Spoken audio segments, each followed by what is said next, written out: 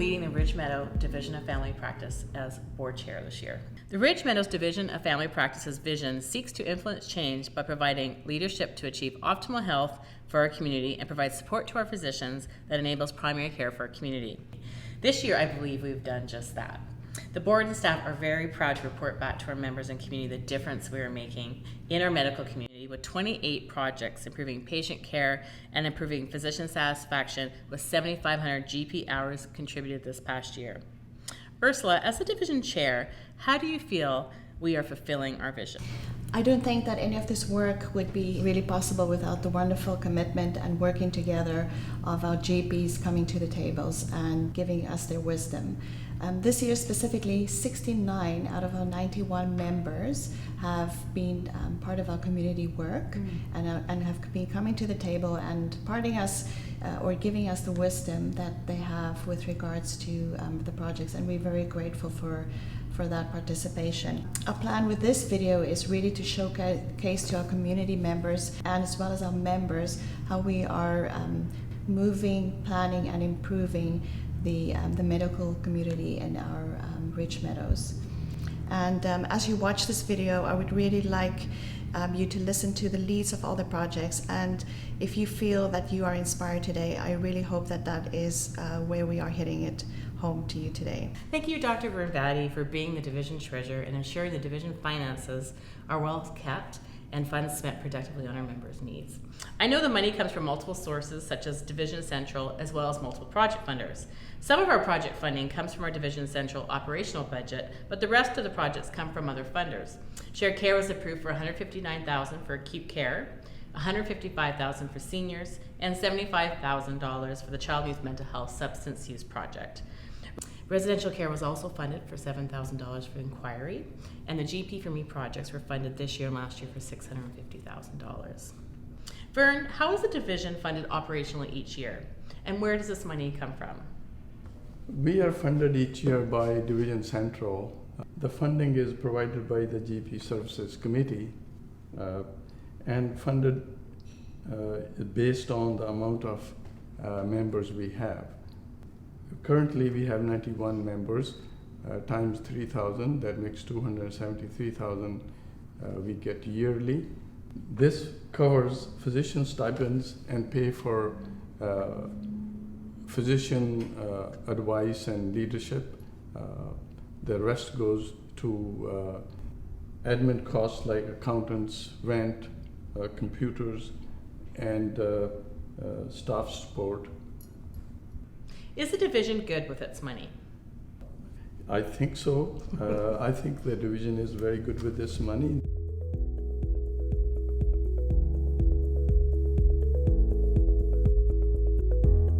Thank you, Dr. Ken Burns, for being the GP lead on the GP for Me GP Extender project with Dr. Martin Maluski and Urda Grabas for being part of the important pilot model.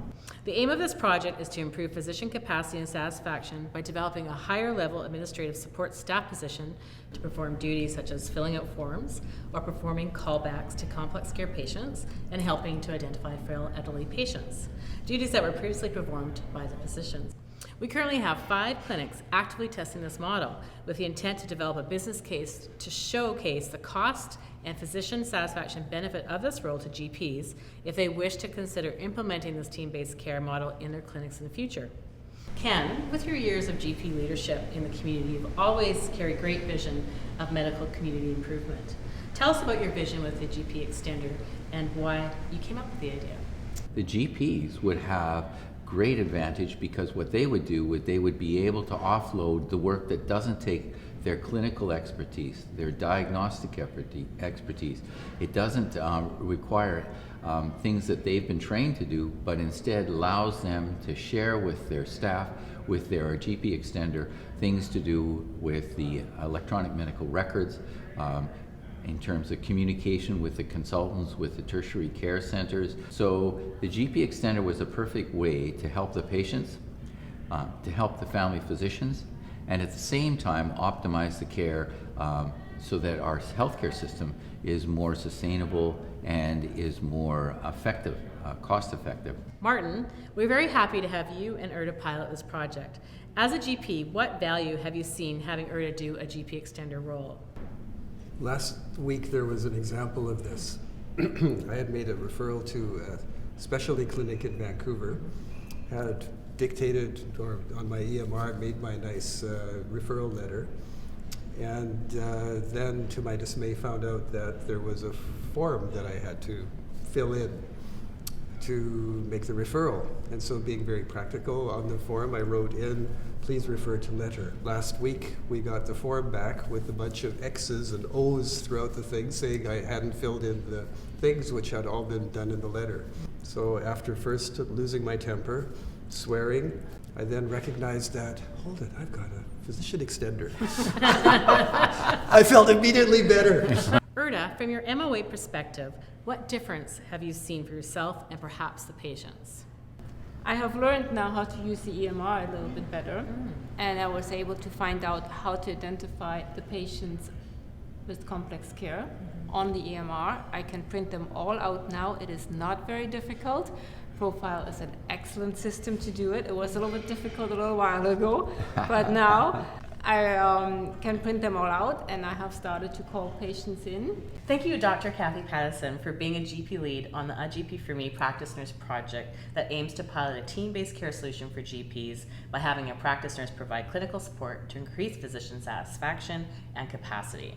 Our community currently has 8 GPs and 3 clinics with a nurse. Kathy, one of the objectives of this project is to prove a business case to our members to show the value of having a practice nurse in their clinics. As a GP, what have you seen as value so far? Well, the project is ultimately about improving patient care and increasing the capacity in our practice to take on some of the many people in our community with complex healthcare needs as well as general healthcare needs. It's the holistic approach. We've also been building a business plan, and so with having a nurse in our office, we've been able to increase and improve our billing, and over the 3 months we've been running the project, we have been able to pay the practice nurses, or the nurse in practice's fee, her salary, with the increased billing codes that we've yeah. And I think just talking to all the GPs involved in the project, everybody's found that they just feel more relaxed at work. There's not so much pressure. We feel we have somebody to help us with all these things, and has generally reduced the stress of day-to-day work in the office. Thank you, Dr. Fernando Villasenor, for being the GP lead for MOA Network. This project's aim is to improve communication and relationships with the divisions, GPs and MOAs, and enhance knowledge of MOAs through professional development workshops that benefit job performance to improve support to physicians and patient care. Fernando, how has the MOA Network been of value to physicians? Well, Trina, in our network, we are always trying to provide topics and subjects that are of value to family practice offices. And we put together 3 workshops. One of them was the first aid recertification. Another one was vaccination education, and the third one was patient conflict resolution. I think the patient conflict resolution and the vaccination education are great subjects to educate our MOAs in order for them to complement our practices, in order for our practices to function in a more functional way. Thank you, Dr. Vernbatti, for being an important steering committee member on our member education committee with Dr. Ravi Vanukuru as GP lead. The aim of this project is to identify member non-pharma education priorities, develop an annual plan, and promote our entire medical community education opportunities to all membership to improve communication. Our medical community hosted 34 education sessions this past year to benefit local physicians and MOAs, with 300 participants. Vern, what type of education has been offered this past year in our community? How has your experience been attending these sessions? There have been multiple subjects that's been covered, some for physicians, others for MOAs. For example, for physicians, there was lectures on dermatology, addiction workshop for MOAs, PSP module for office efficiencies, demystifying of ER, which is again for physicians, billing codes, efficiencies, and grand rounds were restarted in the hospital.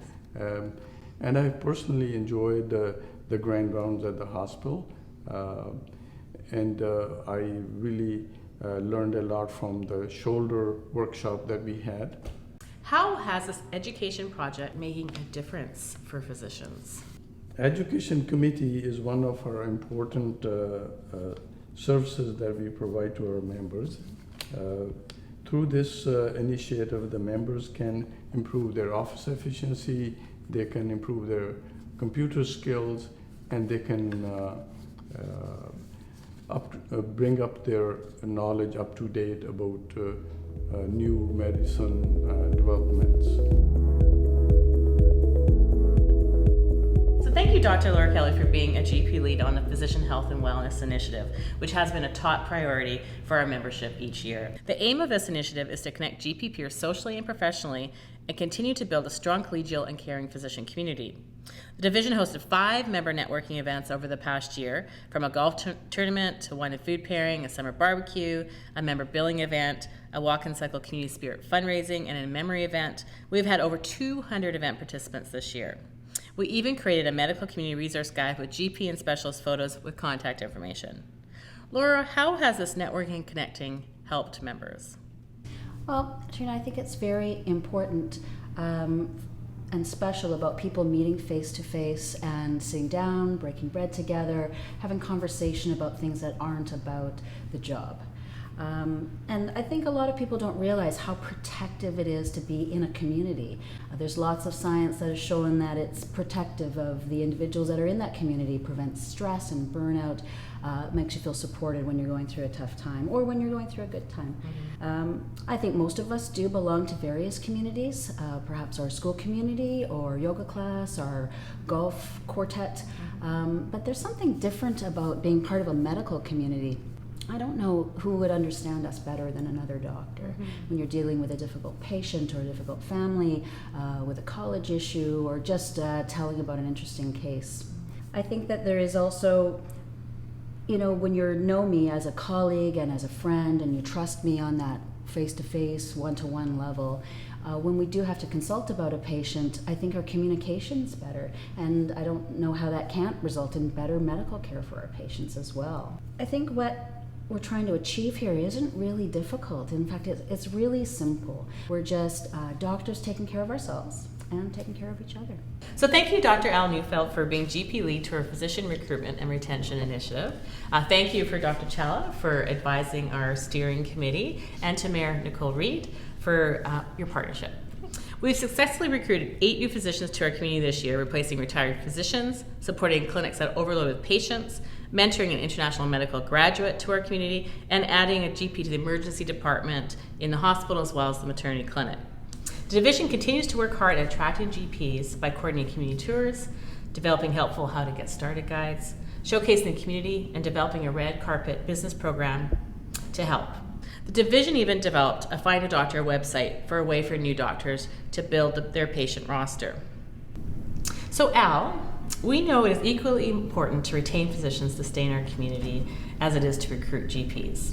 What strategies have been put in place by the division? I think we need to make our new physicians and our older physicians feel needed and welcomed and valued. And one of the things we've done is the introduction of the number of clubs. We have the Old Doctors Club, and we have the Young Doctors Club, we have the Female Doctors Only Club, we have the Everybody Welcome Club, and we have this mentoring program. And I think the mentoring program is probably going to be one of the most important to retain the new physicians that we bring into our community. Some of them are from other countries with different cultures or different practice styles, and if our mentors can help them in the transition, I think they'll be more likely to stay. Thank you. So Nicole, How does Maple Ridge plan to be part of the Red Carpet program? I think the Red Carpet program is exceptional. And as a city, we value GPs immensely. You guys are an integral part of our community and the health and well-being of all of our people.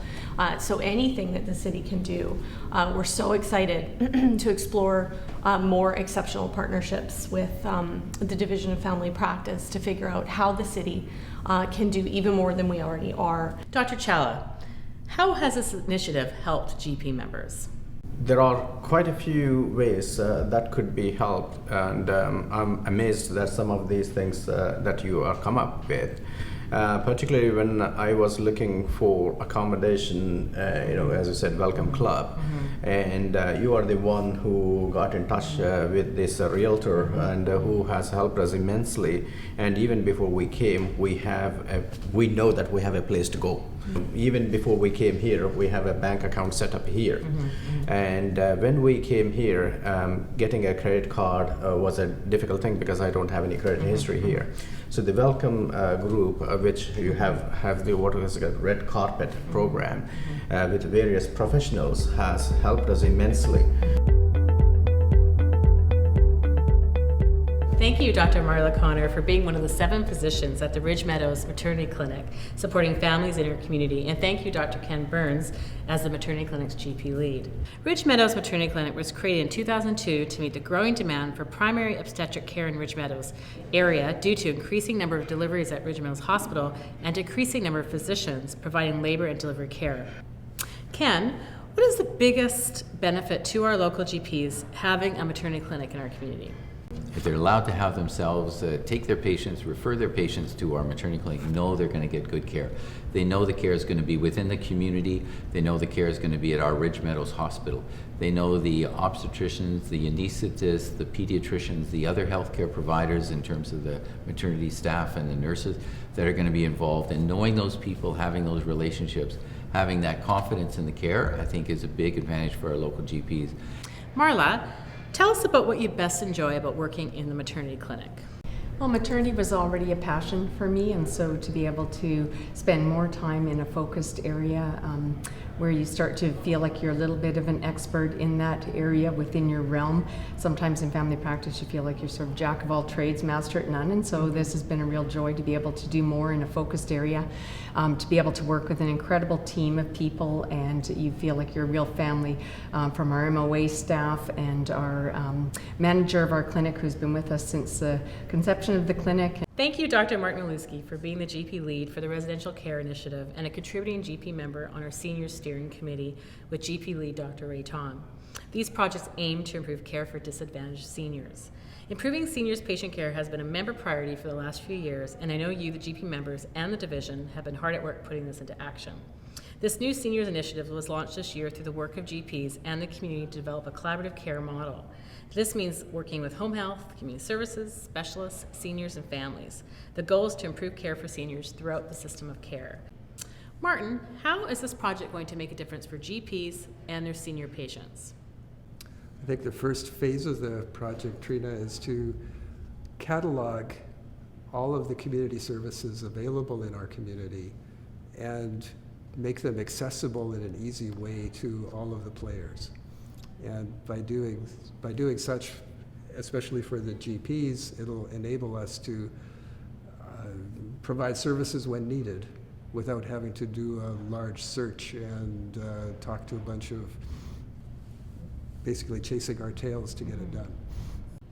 I know your passion for residential care and pleased that we have the opportunity this year to make some local change in providing care for patients. And not only for this year, but for the next 5 years. Can you explain the Provincial Residential Care Project opportunity? The provincial government has allocated a fairly sizable sum of money to the divisions to improve the care of seniors in residential care.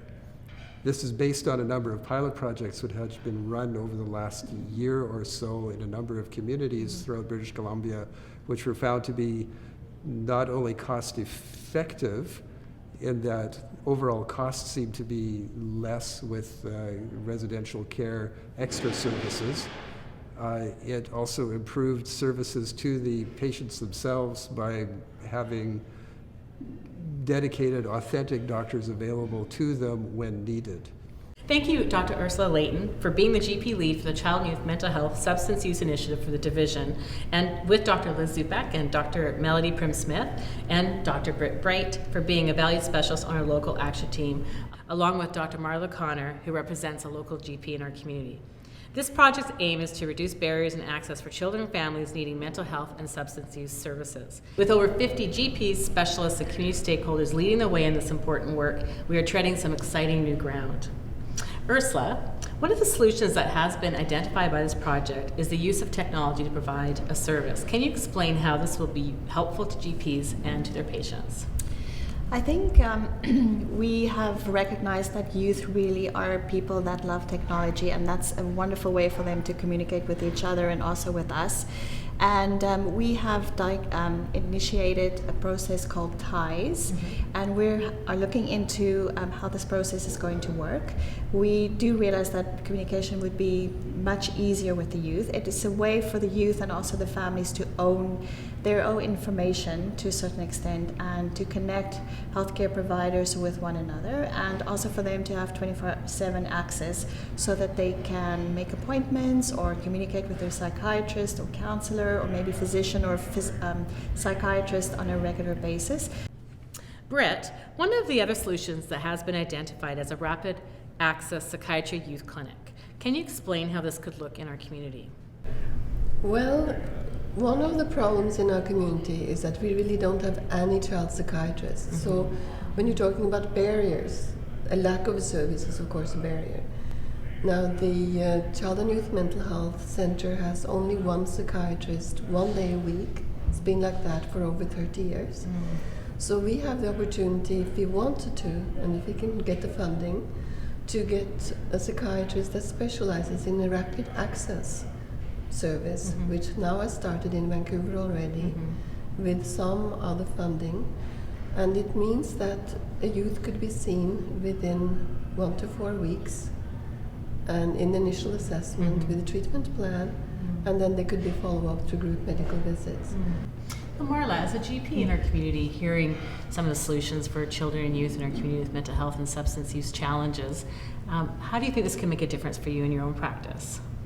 Oh, I'm very excited to hear about the possibility of having a resource like this, because I think we are seeing an epidemic in our child and youth area in terms of mental health. I think that they come into our office, and by the time they actually have faced coming into our office, they want help and they want a resource fairly quickly, and we're telling them that they have long waits for pediatricians or psychiatrists. There just are not the resources, even to get into a psychologist, a long wait. So to hear that there's a resource that we can access quickly, that's going to be multifaceted, that we are going to have feedback from, and we're going to be able to be involved with a team and pull on a lot of resources, and like Ursula had said, even to know all the resources that are out there and to be able to get into them in a timely manner, or access them in a timely manner.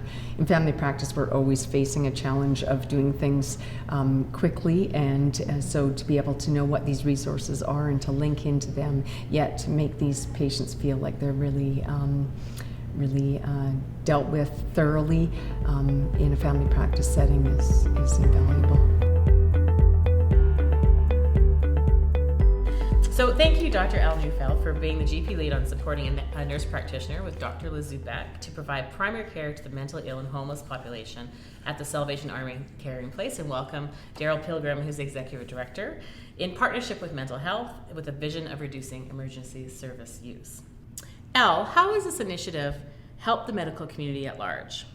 Well, I think you started the conversation when you mentioned what the role of the initiative was in the first place. You know, it was never to solve the homeless population. It was to increase or improve the health of this very marginalized and unique group of patients.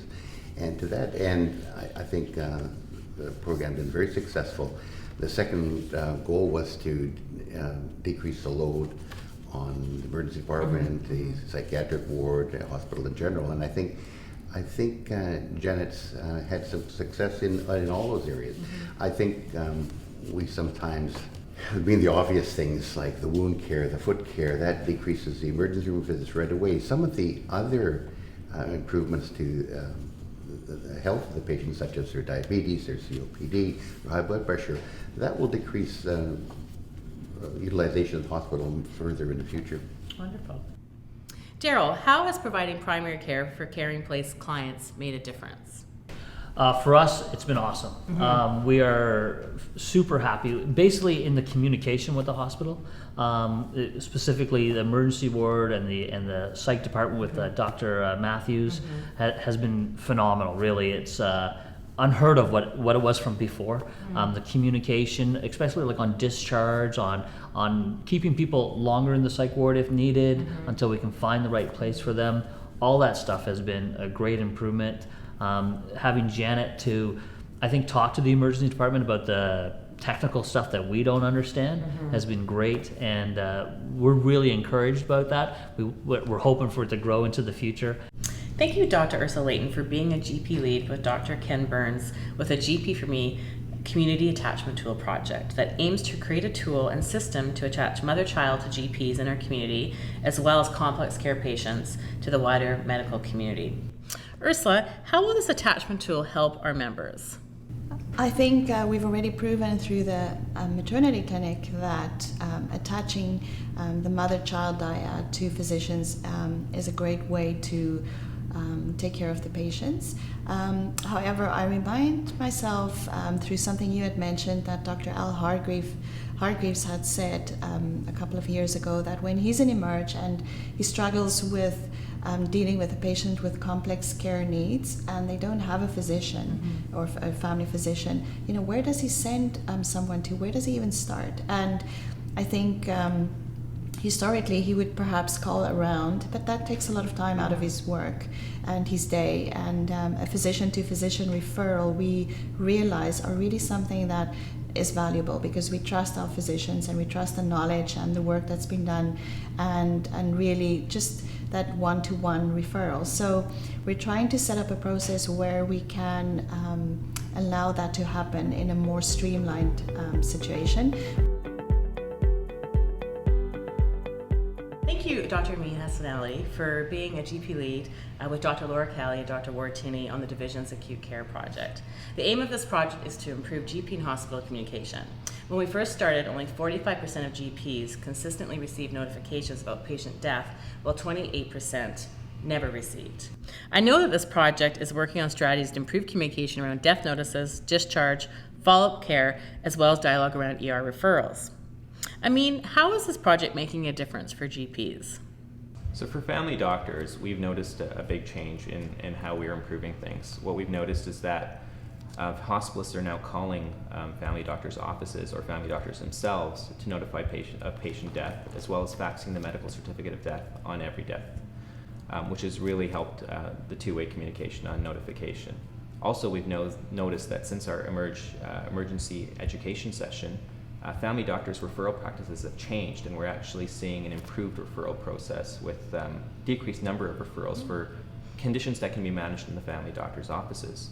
We've also noticed an improved patient experience in that patients are now more prepared for their arrival in the emergency department, with some of the literature that the division has produced to provide to the family doctor's offices to give to their patients before they're referred to the emergency department. Excellent. How is this project making a difference for the hospital? So from the hospitalist point of view, we've actually noticed a change as well. We've seen a decreased number of admissions in our emergency department since having the Emerge education session for family doctors, and I think that ties directly to the improved referral practices of community doctors. We've also noticed that, again, communication in general has improved with two-way communication, not just on death notification, but in general on discharge, and even on admission, we start calling the family doctors a little bit more, and that's, I think, directly related to the projects that we've had with the acute care project. Thank you, Dr. Celia Murray, for providing leadership to our community's IIT strategy with Dr. Ward Tinney as GP lead. Acting on member priority that EMR and technology clinic support is in need, the division developed an IIT strategy, now in partnership with PSP, to execute a local clinic support solution. Local clinic visits by peer mentors will include custom EMR training at various GP MOA levels, in addition to pathways and up-to-date training. Small group sessions are also being coordinated to facilitate problem solving and idea sharing among clinics. Celia, I know our community has been hard at work on this project. How will we know we are successful? We started with EMRs a few years ago, and this whole process had been very new to us. And each clinic had been working on their own to try and get the EMR going. In the last few years, we acquired quite a few new physicians, and we realized that they were struggling to get into the community. They were not sure how the EMR was working, and we decided to get peer mentor groups to help them through the process. And we can already see the success.